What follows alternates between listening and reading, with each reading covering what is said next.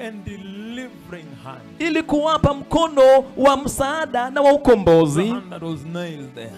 mkono ambao ulisulubishwa pale. Now you understand why the hand was nailed there. Sasa unaelewa ni kwa nini mkono ulisulubishwa pale. Stretched out that way.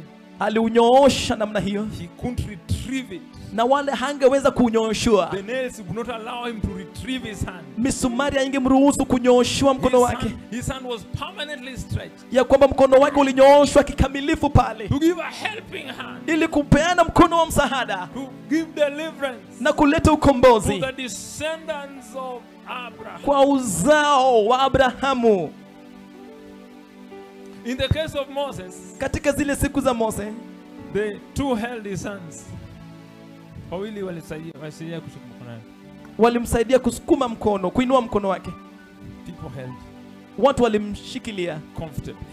kwa ustaarabu kabisa. But the Messiah, Lakini wakati wa the Masihi, nails held his hands tight. misumari ilishikilia mikono wake kikamilifu. And the writer of the book of Hebrews, Na mwandishi wa Waebrania he says, anasema for us, ya kwamba kwetu we sisi ni dhahiri he, Christ, ya kwamba yeye Kristo did not take hold of the fallen angels hakuwashikilia malaika ambao to waliasi, give them a helping and delivering hand. ili kuwapa mkono wa msaada na wa ukombozi, But he did take hold of the fallen descendants of Abraham bali aliwashikilia uzao wa Abrahamu ulioanguka, to reach them, ili kuwafikia a helping and delivering hand. kuwafikia na kuwasaidia kwa mkono wake wa ukombozi. Christ the Messiah, Kristo Masihi, the Lamb of God, mwana kondoo wa Mungu, he did that right on the cross. alifanya hiyo pale msalabani, Stretched his hand. kunyoosha mkono He wake, allowed them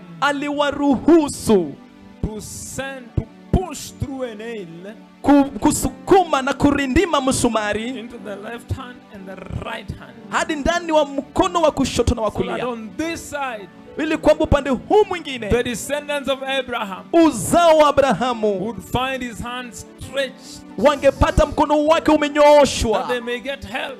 ili wapate On msaada. this other side, Upande huu the mwingine descendants of Abraham, uzao wa they Abrahamu don't need to cross this way to look for this hand. hawangestahili kuzunguka hivi ili wapate mkono There huu. is another hand this Kunao side. mkono mwingine tayari upande So they huu can reach ambao ungeweza and kuwafikia find help na wapate msaada, and find deliverance. wapate ukombozi. Hey, The Lamb of God. mwanakondoo wa Mungu.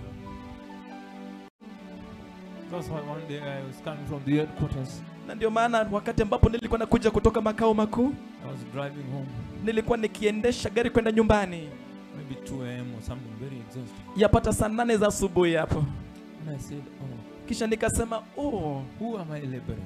mimi ninashughulikia nani hivi? Who am I laboring? Ninatesekea nani hivi? Ninashughulikia nani Who hivi? am I laboring? Ninashughulikia nani hivi? Oh, then I realized it's the Lamb, Na kisha nikagundua kwamba ni mwanakondoo wa Mungu, the one who stretched both hands. yeye aliyenyoosha mikono yote miwili. He allowed them to hold his hand with a nail. Aliwaruhusu wamshike mkono wake na kupiga He msumari. had the power to retrieve his hand. Hata alikuwa na nguvu ya kunyooshua mkono wake. Just blow like this and the nail would go off. Angepuliza tu hivi na misumari ingechomoka yote. So a few hours before, Lakini masaa machache kabla he had returned the ears of the soldier. alikuwa amerejesha sikio la yule askari. The power to restore flesh Al- back to flesh Alikuwa na uwezo wa kurudisha nyama hadi kwa nyama. was always with him. Ilikuwa na yeye kila mara. He didn't use that power. Hakutumia nguvu hizo Release his hand.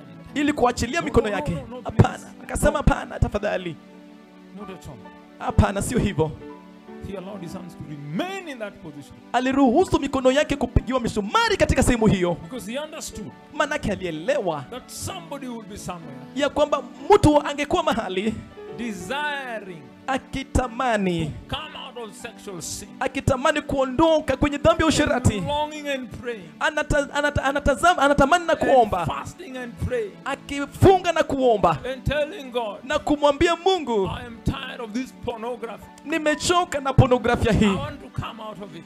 nataka niondoke. He knew that that moment will come. Alijua kwamba wakati kama huo ungefika. When somebody is in sin, Wakati ambapo mtu angekuwa kwenye dhambi and truth be told, na ukweli usemwe, they don't like it.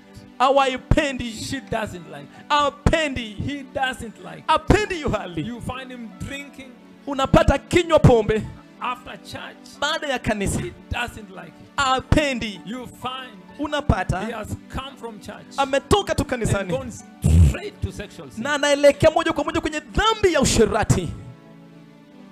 Abomination. Chukizo. Find that it is on Sunday. Ya, na sasa hata ni Jumapili. Unagundua ya kwamba ilikuwa ni Jumapili. Unagundua It kwamba was ilikuwa on ni Sunday ilikuwa ni Jumapili after the service baada ya ibada, that they went with that woman ndipo ndio walianguka na huyo mwanamke, and fell into sexual sin. alafu wakaanguka kwenye dhambi ya usherati. And the following Sunday, Na ile Jumapili ifuatayo or another Sunday, ama Jumapili ile ingine they went with her walienda na yeye to pay. kulipa, kuomba, To pay. kulipa. The way people give robbers 20,000 Jinsi ambavyo watu huwapa wanyang'anyi 20,000 and say, go and murder so and so. na kumwagiza enda uwe fulani na fulani. Once you finish, come back for I give you 10 deposit. When you finish, come back for the other 10,000. Ukimaliza ujie ile salio ya shilingi 10,000. They go and shoot that person. Enda ulipue yule mtu, Wanaenda. alafu wanaenda They shoot that person. wanamlipua, Kill that person. wanamuua, And then come back. alafu wanarudi. I say, umesikia matangazo? Have you heard the announcement? Yes, Je, that. umesikia tangazo? Then he's given the balance. Alafu anapewa ile salio. The same way, Kwa namna hiyo hiyo, this brother also goes and pays. huyu ndugu anaenda pia analipa. Say, Anasema, tell the lady now. mwambie huyu binti sasa, He's telling the lady, anamwambia huyu binti, this 10,000, hizi shilingi 10,000, pay those guys. wewe sasa lipa hizo deni. Let them disconnect the baby from oxygen supply and blood supply. Wacha wamkatanishe huyo mtoto dhidi ya ile hewa safi kutoka pale hospitali. It's like somebody in the ICU. Ni kama mtu ambaye ako katika chumba cha mahututi, That you pluck the machines from that person alafu unang'oa mashine kutoka kwa huyo mtu, and watch them as they now run out of breath and die. alafu unawatazama wanapokosa pumzi na kufa. That's how they pull the baby. Na ndivyo ambavyo wanang'oa yule mtoto, They disconnect the placenta, wanakatanisha ile placenta the yake, source of blood, ile chanzo cha the damu, source of oxygen. chanzo cha hewa safi, Then the baby dies. alafu mtoto yuafa. The baby is brought forth like this. Alafu mtoto analetwa mbele hivi, Sometimes before the baby has died. wakati mwingine hata kabla mtoto afe. And then the doctor asked her, Alafu daktari anamuuliza, tufanye nini? tufanye I nini? think the baby has come out alive. Na najua huyu mtoto amekufa. Anasema Staki, uwe. sitaki, uwa yeye. And if you ask her, Na ukimuuliza, the pain of that murder uchungu wa maafa hayo still remains in her heart and mind.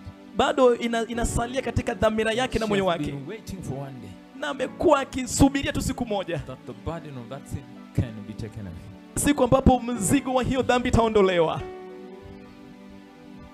Lamb of God. Mwana-kondoo wa Mungu, The Lamb of God. mwana-kondoo wa Mungu. He said it is not angels.